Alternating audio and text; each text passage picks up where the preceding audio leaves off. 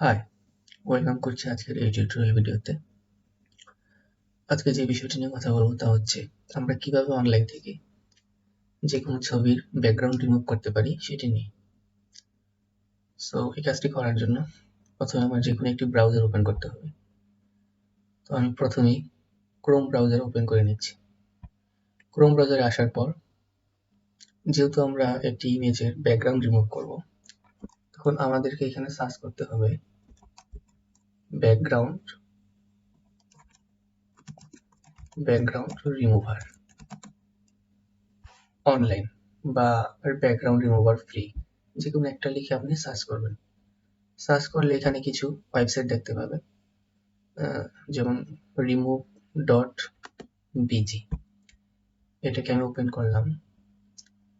এরকম আমি প্রথমে যে তিনটা সাইট আছে এই তিনটা সাইটকে আমি ওপেন করে নিলাম।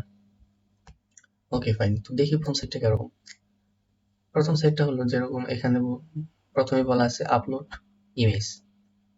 তো আপনি যে কোনো সাইটেই ঢুকুন না কেন, প্রথমে দেখতে পাবেন যে আপলোড ইউর ফটো বা আপলোড ইমেজ, এরকম টাইপের কিছু কথা। তো আপনি যে ইমেজের ব্যাকগ্রাউন্ড রিমুভ করতে চাচ্ছেন, এখানে আপলোডে ক্লিক করার পর আপনাকে আপনার পিসিতে নিয়ে যাবে। সেখান থেকে আপনি ইমেজটা সিলেক্ট করে দেবেন। যেরকম আমি চাচ্ছি আমার একটা ইমেজ, এই যে এটাকে আমি ব্যাকগ্রাউন্ড রিমুভ করতে। সো আমি এটাকে একটা ক্লিক করব, তারপরে ওপেনে ক্লিক করব। Okay fine.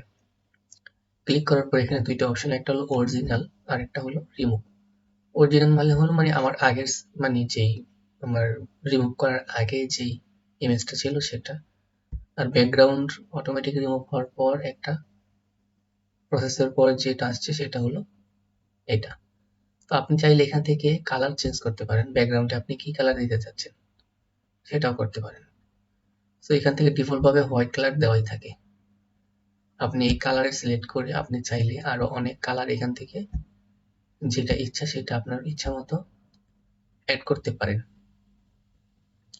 তো আমি চাচ্ছি ডিফল্ট ভাবে হোয়াইটটাই রাখতে। ওকে, তো আমি হোয়াইটটা সিলেক্ট করলাম। এরপরে আপনি আবার চাইলে এখান থেকে ফটো থেকে অনেকগুলা স্টাইল আছে, এই স্টাইলগুলোও কি সিলেক্ট করে দিতে পারেন। তো আমি কালার থেকে হোয়াইটটাকে সিলেক্ট করলাম, তারপরে ডাউনলোডে ক্লিক করলাম। ডাউনলোডে ক্লিক করার পর এখানে দেখতে পাচ্ছেন শেয়ার ইমেজ বা ডাউনলোড ইমেজ।